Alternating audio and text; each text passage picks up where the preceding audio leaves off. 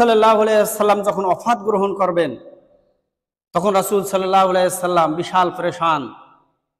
আমার উম্মতের কি অবস্থা হবে, আমার উম্মতের কি অবস্থা হবে, আমার উম্মতের কি অবস্থা হবে, এই পরেশান। তখন আল্লাহ সুবহানাহু ওয়া তাআলা তার হাবিবের মনের কষ্ট বুঝতে পারলেন যে আমার হাবিব কি চায়, আমার হাবিবের মনের মধ্যে কি কষ্ট। তখন আল্লাহ সুবহানাহু ওয়া তাআলা কি করলেন, তার হাবিবকে সান্ত্বনা দিয়ে বললেন যে আমার হাবিব, আমার দোস্ত, আপনি কোনো পেরেশানি করবেন না, আপনি কোনো টেনশন করবেন না। আপনার উম্মতের আমি আল্লাহ তাআলা তিনটা দায়িত্ব নিয়ে নিচ্ছি। বলি সুবহানাল্লাহ। যে তিনটা দায়িত্ব কি? যে এক নাম্বার হচ্ছে, হে হাবিব, আপনি আপনার উম্মতকে যেমনই ভাবে ভালোবাসেন, আমি আল্লাহ সুবহানাহু ওয়া তাআলা আপনার ভালোবাসার থেকেও এরকম ভাবে হাজার হাজার গুণ, লক্ষ লক্ষ গুণ, কোটি কোটি গুণ বেশি আপনার উম্মতকে ভালোবাসবো। এই দায়িত্ব আমি আল্লাহ সুবহানাহু ওয়া তাআলা নিয়ে নিলাম। যে আর দ্বিতীয় নাম্বার দায়িত্ব কি? যে দ্বিতীয় নাম্বার দায়িত্ব হচ্ছে, পূর্বেকার জমানায় আদম আলাইহিস সালাতু ওয়াস সালাম থেকে শুরু করে ঈসা আলাইহিস সালাতু ওয়াস সালাম পর্যন্ত যত নবী রাসূল দুনিয়ার মধ্যে আসছিলেন, সকল নবী রাসূলদের উম্মত ছিল। আর এই উম্মতের মধ্যে অধিকাংশ নবী রাসূলদের উম্মতেরা সেই জমানার সেই নবীকে না মানার দরুন, আমি আল্লাহ তাআলার নাফরমানি করার দরুন তাদেরকে আমি আযাবের মধ্যে নিক্ষেপ করেছিলাম। কিন্তু আমি আল্লাহ তাআলা আপনার কাছে ওয়াদা দিচ্ছি, আপনার উম্মতের দায়িত্ব নিচ্ছি যে আপনার উম্মতকে এরকম কঠিন আযাবের মধ্যে ফেলব না। যে পূর্বেকার জমানায় আমি আল্লাহ তাআলা কিভাবে তাদেরকে আযাবের মধ্যে ফেলতাম, যে নূহ আলাইহিস সালাতু ওয়াস সালাম এরকম ভাবে ৯৫০ বছর পর্যন্ত তার কওমকে বুঝাইছিলেন যে আমি আল্লাহ তাআলার প্রেরিত নবী, আর আল্লাহ তাআলার দ্বীন আছে, আল্লাহ তাআলার ধর্ম আছে, একত্ববাদের সেই দাওয়াত তার উম্মতদেরকে দিয়েছিল। কিন্তু তার কওমের লোকেরা তা মানে নাই। বিধায় আল্লাহ সুবহানাহু ওয়া তাআলা নূহ আলাইহিস সালাতু ওয়াস সালামের সেই কওমের লোকদেরকে বিশাল প্লাবন পানির আযাব দিয়ে তাদেরকে মারছেন। যে অনুরূপ ভাবে হুদ আলাইহিস সালাতু ওয়াস সালাম, যেটাকে এরকম ভাবে আদ জাতি বলা হয়, যে আদ জাতি তারা কিসের অহংকার করত? যে আল্লাহ সুবহানাহু ওয়া তাআলার বিধান মানত না, হযরত হুদ আলাইহিস সালাতু ওয়াস সালামকে মানত না।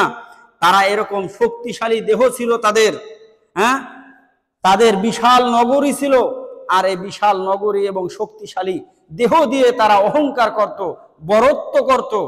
আল্লাহ সুবহানাহু ওয়া তাআলা বাতাস দিয়ে সেই আদ জাতিকে ধ্বংস করে ফেলছেন।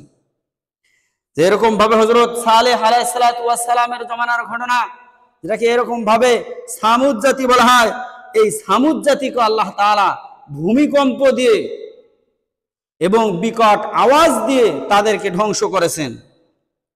তারপর এরকম ভাবে লূত আলাইহিস সালাতু ওয়াস সালামের জমানায় লূত আলাইহিস সালাতু ওয়াস সালামের কওম কি করেছিল? পুরুষে পুরুষে এরকম ভাবে জিনাহ করেছিল, যেটা আল্লাহ সুবহানাহু ওয়া তাআলার কাছে ঘৃণিত এবং বিশাল বড় গুনাহের একটি কাজ। তখন আল্লাহ সুবহানাহু ওয়া তাআলা সেই লূত আলাইহিস সালাতু ওয়াস সালামের কওমকে, লূত আলাইহিস সালাতু ওয়াস সালামের সেই কওমকে কি করছে? সেই ভূমিটা এরকম উল্টিয়ে দিয়েছে, যেটাকে এরকম ভাবে ডেড সি বলা হয়, সাগর, মৃত্যু সাগর। সেই মৃত্যু সাগরে পরিণত হয়েছে। অনুরূপ ভাবে মূসা আলাইহিস সালাতু ওয়াস সালামের যে কওম ছিল ফিরাউনের সময়, সেই ফিরাউনের সেই অনুসারীদেরকে লোহিত সাগরের মধ্যে চুবিয়ে মারছে। তাই আল্লাহ সুবহানাহু ওয়া তাআলা তার হাবিবকে এগুলা বলে সান্ত্বনা দিচ্ছেন, হে আমার হাবিব, আমার দোস্ত, পূর্বেকার জমানার উম্মতদেরকে, ওয়ারিসদেরকে এরকম ভাবে তাদের কওমের লোকদেরকে আমি আল্লাহ তাআলা যেমন ভাবে আযাব দিয়ে ধ্বংস করেছি, আপনার উম্মতকে এরকম আযাব দিয়ে ধ্বংস করব না, আমি আল্লাহ তাআলা দায়িত্ব নিয়ে নিলাম। যে তারপর তৃতীয় নাম্বার দায়িত্ব কি? বলে আমি আল্লাহ তাআলা তৃতীয় নাম্বার দায়িত্ব নিলাম, আপনার উম্মতকে কোনো গুনাহের কারণে অপমানিত করব না তৎক্ষণাৎ দুনিয়ার মধ্যে। যে এরকম ভাবে অপমানিত কি, যে আল্লাহ সুবহানাহু ওয়া তাআলা যদি এরকম আপনাকে আমাকে করতেন যে কোনো গুনাহের কারণে আপনার আমার চেহারা আকৃতি যে আছে এই আকৃতিটা এরকম বিকৃত হয়ে যায়।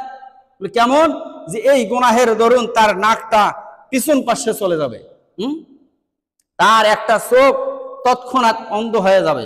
এটা হচ্ছে অপমান। যে এরকম হলে কি হবে, একজন মানুষের যখন নাক যেখানে থাকার জায়গা সেখানে না থাকে যদি, তাহলে আপনি আমি বুঝবো যে এ অমুক গুনাহটা করছে, তার দরুন আল্লাহ তাআলা তাকে অপমানিত করছে। তাহলে ওই ব্যক্তি সমাজের মধ্যে বসবাস করতে পারবে?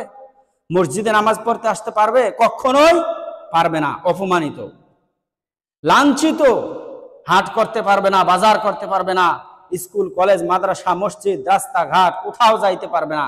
যে হায় রে আমি গুনাহ করেছি, আর আমার এই গুনাহের দরুন আমার নাকটা তৎক্ষণাৎ আল্লাহ তাআলা নাকের জায়গায় না রেখে অন্য জায়গায় সেট করছেন, আমার একটা চোখ অন্ধ করে দিয়েছেন, আমার মুখের জবান বন্ধ করে দিয়েছেন। এরকম যদি হয়, তাই আমি আল্লাহ তাআলা ওয়াদা দিচ্ছি, হে হাবিব আপনি কোনো পেরেশানি করবেন না, আপনি কোনো টেনশন করবেন না, আপনার উম্মতকে আমি আল্লাহ তাআলা এরকম কোনো গুনাহের কারণে অপমানিত করব না। তাহলে এই উম্মতের কত বড় মর্যাদা, যে স্বয়ং আল্লাহ সুবহানাহু ওয়া তাআলা দায়িত্ব নিয়ে নিয়েছেন এই উম্মতের।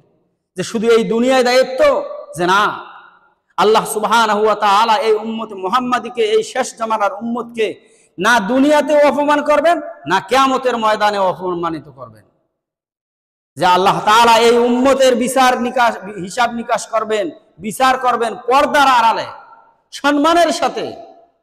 এই উম্মত যদি জাহান্নামেরও ফয়সালা হয়ে যায়, জাহান্নামে যাওয়ার সময় ওই উম্মতের গলায় বেরি থাকবে না, পায়ে শিকল থাকবে না, হাতে এরকম ভাবে হাত করা থাকবে না। কারণ এই উম্মতকে আল্লাহ তাআলা ওয়াদা দিয়েছেন, দুনিয়াতেও না, পরকালেও না, কিয়ামতের ময়দানেও না, অপমানিত করবেন না। সেই নবীর উম্মত আপনি আমি, সেই শেষ জামানার উম্মত আপনি।